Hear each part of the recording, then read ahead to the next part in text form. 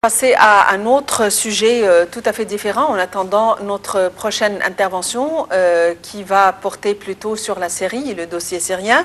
Il s'agit là de la Cour suprême constitutionnelle de l'Égypte et d'une conférence pour les présidents des cours constitutionnelles africaines. Et cette conférence a été tenue avec la participation de 25 pays africains, donc il y a beaucoup d'activités ces temps-ci au Caire. Nous avons plus d'éclaircissements avec Ahmed Helmi qui était sur place.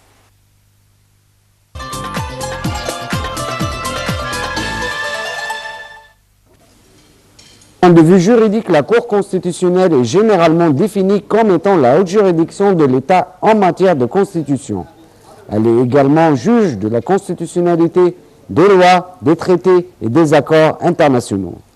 Moi, je crois que c'est une occasion exceptionnelle que nos collègues de la Cour constitutionnelle suprême d'Égypte nous ont offerte de venir nous réunir ici, entre Africains, pour parler de l'évolution de nos institutions judiciaires, constitutionnelles et suprêmes, par rapport aux objectifs que les constitutions nous ont fixés.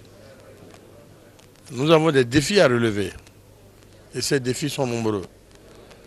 Et c'est la manière de les appréhender qui nous a réunis ici et qui nous permet d'échanger entre nous les bonnes pratiques pour faire en sorte que nous puissions tirer le son des uns et des autres.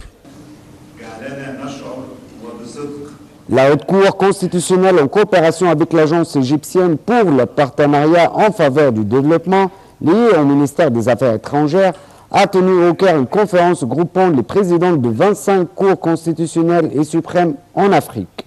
Je crois que la réunion qui vient de se terminer a permis à 24 pays africains, en plus de l'Égypte, de se retrouver ici et de discuter de nos problèmes communs des responsables des cours suprêmes et des cours constitutionnels d'Afrique.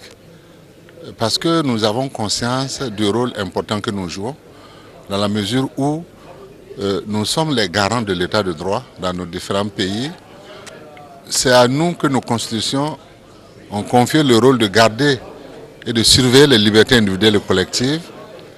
Donc, conscients de cela, nous nous sommes dit qu'il fallait quand même qu'on se retrouve, d'abord échanger nos expériences, échanger nos méthodes de travail, voir comment travailler, et surtout pencher sur de graves questions qui se posent aux juges constitutionnels, à savoir par exemple la sécurité dont il a besoin pour travailler, et aussi les moyens qui doivent être mis à sa disposition pour pouvoir travailler, aussi bien moyens financiers, moyens matériels, parce que souvent on a vu comment, vous savez, dans beaucoup de nos pays, si on ne veut pas que les juges travaillent, on ne lui donne pas assez de moyens financiers.